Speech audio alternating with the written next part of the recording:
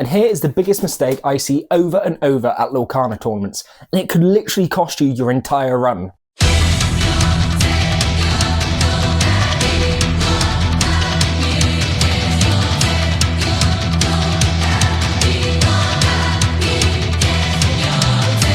I've got a huge Lorcana event coming up in Cardiff, and right now I'm deep into preparation.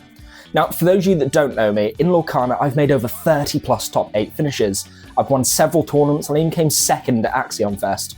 Outside of Lorcana, I'm a 10-time national champion in archery with 6 world records, and I was ranked top 150 in the UK for badminton. But why am I telling you this? Because preparing for high-level tournaments is something I've done my whole life across multiple competitive fields.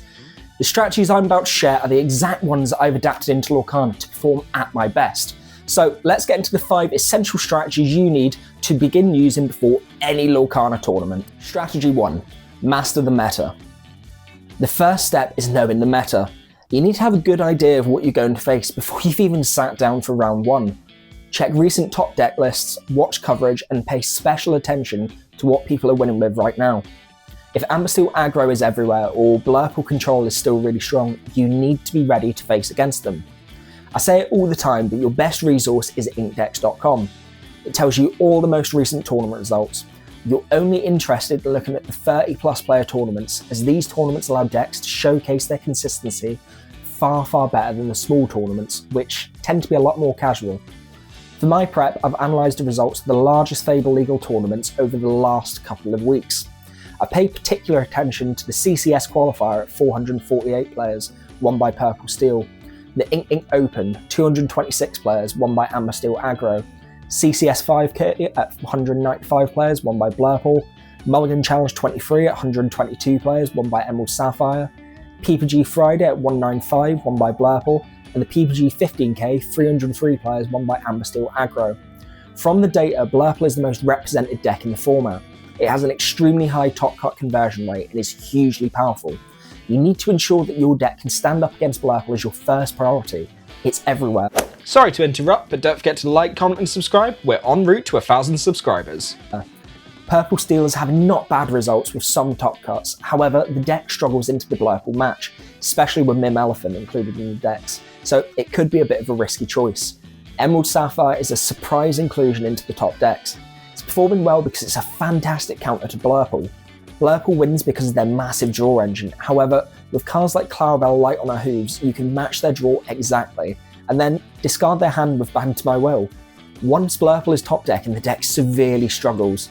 It additionally has mass removal options such as Under the Sea, so it performs really well into a lot of matchups, including aggro. However, the main deck that we need to be aware of is Amber Steel Aggro. This deck kind of fell off the rails to begin with due to losing 99% of its draw engine, being Rapunzel. However, if they're able to stack up Tiana as well as bodyguards, it's very hard to deal with since they're so quick. Since it won the PPG 15K, I think a lot of people are going to be on this deck. Skylar, who won the event, is getting a lot of media attention because he was the first person to qualify for the American Continentals since PPG was a continental qualifier. This reason alone can move a lot of people onto Amber Steel. It's pretty telling for the event that all of the main meta decks were in the top cut. 2 were Emerald Sapphire, 3 were Blurple, and 3 were Amber Steel Aggro, with 2 of the Amber Steel decks coming first and second place. Oh, and make sure, don't just theory craft your deck. Test against those decks, run sets, track your results, and get comfortable with how your deck handles each matchup. If there's a weak spot, you want to know it now, not when you're sitting across the table from it in round 3. Taking notes in all your practice games is essential in your prep. Strategy 2. Lock in your deck. I see players panic all the time and swap lists the night before an event. It's the fastest way to torpedo your run. Admittedly, yes, when I came second at Axion, I swapped from Ruby Amethyst to Emerald Amethyst, literally at midnight the night before after I woke up in a cold sweat trying to work out how the hell I beat Amber Steel Aggro. Stick to what you know. If you've been practicing Blurple for weeks, don't just suddenly jump to Emerald Sapphire just because you saw it top 8 online yesterday. Comfort and confidence in your deck is always going to win you far more games than trying to be clever with a last minute swap. Just because a certain deck seems really powerful at the minute, it doesn't mean that you'll be able to pilot it well. In large tournaments, you see a lot of players playing decks that they don't really understand. Often, they're going to lose their matches that they should have comfortably won just due to silly misplays. A deck is only ever going to be as good as its pilot.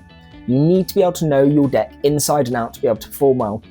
If the meta is shifting in one way, it doesn't always mean you should change your decks to counter. Look at Ed Chu, for example, who won his DLC in a Bucky-heavy meta. Ruby Amethyst was severely unfavoured in this matchup, but Ed won the whole thing with Ruby Am by teching accordingly and playing with a deck that he was an expert in. Make your final tweaks a few days before and then commit. The goal is to walk into the tournament knowing every single card in your list of 60 and why it's there. If you're not able to write your deck list by memory, if you don't know your deck well enough to play it, you need to bear that in mind. Strategy 3. Practice your lines. By that, I mean play your deck until the sequencing feels automatic. You should know what a good opening hand looks like, how your turn 2 to 3 curve plays out, and how to pivot, especially if you're behind. The more automatic your plays feel, the more brain space you're going to have for adapting to your opponent.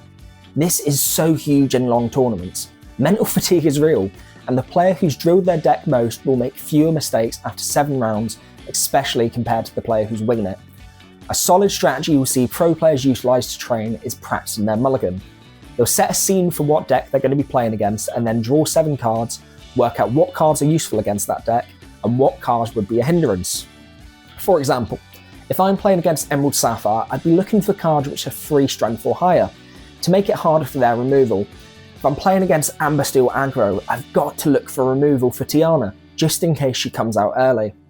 Alongside this, it's also essential to practice your blind mulligan. In tournaments, 90% of the time when you sit down across from your opponent, you're not going to know what deck they're running. You need to be aware of what cards that you're specifically looking for going into the match blind. These cards are going to be cards which will be beneficial to your curve and your win con for your deck. Is your deck built to go quick, or is it built to stall out your opponent? Are you looking for board presence, ramp, or even removal? Working out your ideal curve and mulliganing hard for it can give you such a huge advantage in matchups. Try to vary your hand so you can keep alternative options depending on the opponent's deck. You don't want to be sitting in a position where you think, I instant lose if they play this deck, because when they hit it, it's going to ruin your day. Strategy 4. Pack like a pro. This one sounds simple, yes, but it makes a massive difference. Here's my personal tournament checklist that I use. Deck list printed or written. Fresh sleeves, do not risk a penalty over marked cards. Playmat and dice. Comfort and efficiency matter. Pen and a notepad for lore totals and reminders. Snacks and water. Seriously, do not crash mid-round. A good bag to keep it all in as well, because scrambling around is the last thing you want between rounds. Think of it kind of like a survival kit. Tournaments are always going to be a very long day, and being comfortable all the way through can give you a massive edge. I'd recommend you have all of this packed the night before you intend to travel. If you're going straight to the tournament the day before this, but if you intend on staying over in a hotel, it's the day before you leave for that hotel. Coming up to your tournament, you want as little stress as possible. You need to have a clear mind. A lot of people neglect this step as they think, I'll either play well or I won't, that's it. However, it's the exact same as an athlete playing sport. In Lorcana, your brain is your biggest asset, and it's your decision maker on the day.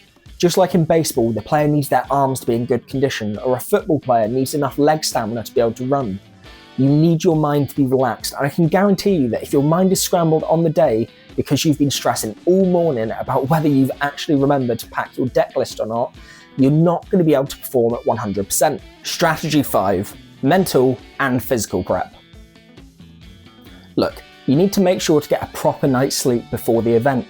Do not stay up until 3 AM tweaking your list. A fresh brain always wins more games than one extra test match does. There was a direct study which linked decent sleep to elite performance. It's not enough to solely sleep well before the tournament. You want to get your sleep schedule in check at least a week before the tournament. Aim for around 8 hours per night to ensure that your brain is functioning at its highest capacity. It might mean a few nights where you don't get to watch as much Netflix and have to go to bed a little bit earlier, but it's all going to be worth it to perform well on tournament day. Expect to lose a round. It happens. The key is not tilting. Reset, breathe, and focus on the next game. Tournaments are marathons, not sprints. I literally lost my first round 2-0 at Axion, but still managed to come second place. You don't know how well everyone's going to do until the very end of the day. I've seen players lose the first 2 matches and still make the top cut, just as much as I've seen players 4-0 or 5-0 and bottle it at the end. Keep pushing and keep your head in the game. And between rounds, take breaks. Get outside, stretch your legs, grab some water, keep yourself sharp. I promise you, staying mentally fresh is just as important as picking the right deck. And remember what I said at the very start? Here's the biggest mistake I see over and over. Players changing their decks at the last minute. You practice one list for weeks and then panic and swap. Do not do it. Confidence and familiarity will beat a half-tested deck almost every time. So, those are the 5 essential strategies to prepare for our big Lorcana tournament. And yes, I'm going to be following these myself to get ready for Cardiff. What about you? If you've got a big event coming up, drop your own prep tips or tournament stories in the comments below. I'd love to hear them. And if this video has helped you out, hit like, subscribe and ring the bell so you don't miss the next one. Good luck in all your future events and maybe I'll see you across the table in Cardiff. Bye!